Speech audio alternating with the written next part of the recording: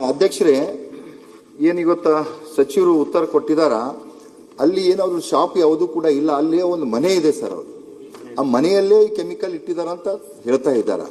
ಆದ್ರೆ ಆ ಕೆಮಿಕಲ್ ಮನೆಯಲ್ಲಿ ಇಟ್ಟು ಕೆಲಸ ಮಾಡಬಹುದಿತ್ತು, ಆದ್ರೆ ಹೊರಗಡೆ ಇಟ್ಟು ಆ ಕೆಲಸ ಮಾಡ್ತಾ ಇದ್ದಾರೆ. ಆದ್ರೆ ಇವತ್ತ ಏನು ಬೆಳಗ್ಗೆ 8:30 ಆಗಿದೆ ಮನೆ ಅಧ್ಯಕ್ಷರೇ, ಅಲ್ಲಿ ಸುಮಾರು 100 ನಮ್ಮ ವಿದ್ಯಾರ್ಥಿಗಳು ಬೆಳಗ್ಗೆ ಅಲ್ಲೇ ಬಸ್ ಬರ್ತದ, ಬಸ್ ಅಲ್ಲೇ ಇರಬೇಕು. ಈ ಒಂದು ಕ್ಲಾಸ್ ನಲ್ಲಿ ಕೂಡ 4 ವಿದ್ಯಾರ್ಥಿಗಳು, ಸಣ್ಣ ಮಕ್ಕಳು, ಅದು ಗಾಯಗಳಾಗಿದೆ. ಮತ್ತು ಒಬ್ಬರು ಹಿರಿಯರಿದ್ದಾರೆ, ಒಬ್ಬ ಯುವಕ ಇದ್ದಾನೆ. ಇದೇ ತರ ಮೇನಲ್ಲಿ ಆಗಿತ್ತು.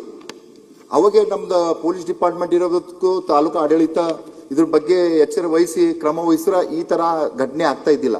ಇದು ಮಾನ್ಯ ಅಧ್ಯಕ್ಷರೇ, ಇದು ಒಂದೇ ಸರ್ತಿ ಆಗಿಲ್ಲ, ಇದು ಸುಮಾರು 5 ಸರ್ತಿ ಮಾನ್ಯ ಸಚಿವರೇ, 5 ಸರ್ತಿ ಆಗಿದೆ.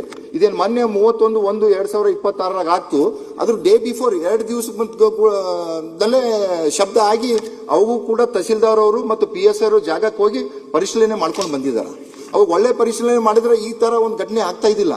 ಎಲ್ಲೋ ಇಲ್ಲಿ ನಮ್ದು ತಾಲೂಕು ಆಡಳಿತ ಇರ್ಬೋದು, ಪೊಲೀಸ್ ಡಿಪಾರ್ಟ್ಮೆಂಟ್ ಇರ್ಬೇಕು, ಇದ್ರ ಬಗ್ಗೆ ಚೆನ್ನಾಗಿ ತನಿಖೆ ಮಾಡಿಲ್ಲ ಸರ್.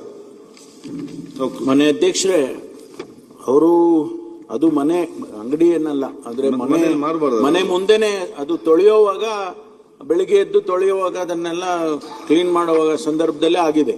ಅದರಿಂದ ಒಂದು ವೇಳೆ ಹಿಂದೆ ಆಗಿತ್ತು, ಅದನ್ನು ಕೂಡ ಗಮನಿಸಿಲ್ಲ ಪೊಲೀಸ್ನವರು, ಏನಾದ್ರೂ ಕೂಡ ನಿರ್ಲಕ್ಷ್ಯ ಮಾಡಿದ್ದಾರೆ ಅಂದ್ರೆ ಆ ತನಿಖೆನಲ್ಲಿ ಬರುತ್ತೆ, ಅವಾಗ ಅವ್ರ ಮೇಲೆ ಕೂಡ ಕ್ರಮ ತಗೊಳ್ತೀವಿ ಮಾನ್ಯ ಅಧ್ಯಕ್ಷರು. G K Venkateshwara Reddy, G K